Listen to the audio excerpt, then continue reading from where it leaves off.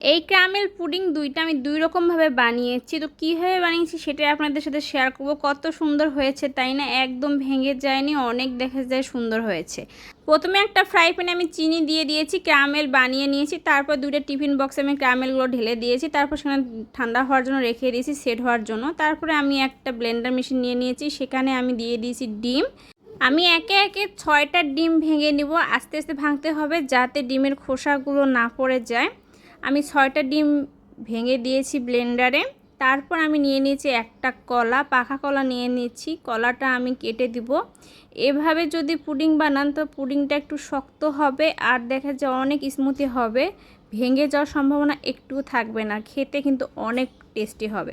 তো কলাটা যখন দিয়ে দিয়েছি তারপরে আমি নিয়ে নিয়েছি পাউরুটি। পাউরুটি আমি কেটে ছোট ছোট করে টুকরা করে নিয়েছি। 2টা পাউরুটি কেটে দিয়েছি।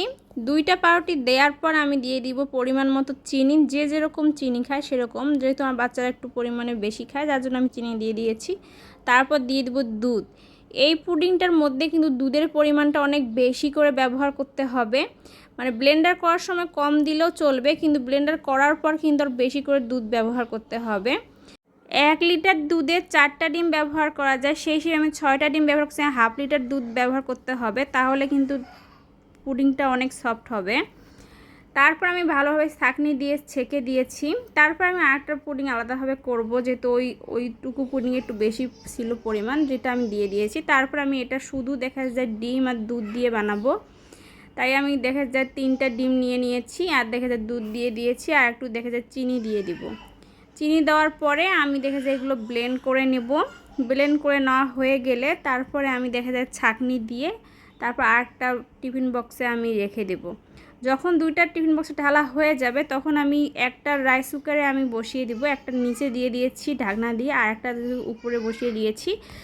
40 থেকে 50 মিনিট জাল করার পর দেখা যায় আমি টুথপিক দিয়ে টেস্ট করে দেখেছি যে একদম হয়ে গেছে, টুথপিক পরিষ্কার আসছে।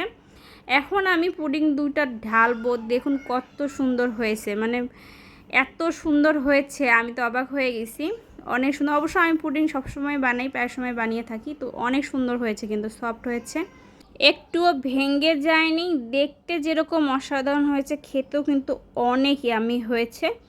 আপনারা চাইলে অবশ্যই এভাবে একবার ট্রাই করে দেখবেন, অনেক টেস্টি। আমি দেখা যায় সবসময় ডিম আর দুধ দিয়ে পুডিংটা বানিয়ে থাকি, প্রথমবারের মতো এবার পাউরুটি আর কলা দিয়ে বানিয়েছি। তবে প্রথমবার হিসেবে অনেক সুন্দর হয়েছে, আর অনেক দেখা যায় একটু শক্ত টাইপের হয়েছে, ভেঙেও জানি কত সুন্দর হয়েছে তাই না, খেতেও কিন্তু অনেক মজা হয়েছে। এটার ফ্লেভার এবং টেস্ট একটু অন্যরকম টাইপের, অবশ্যই বাসায় ট্রাই করে দেখবেন।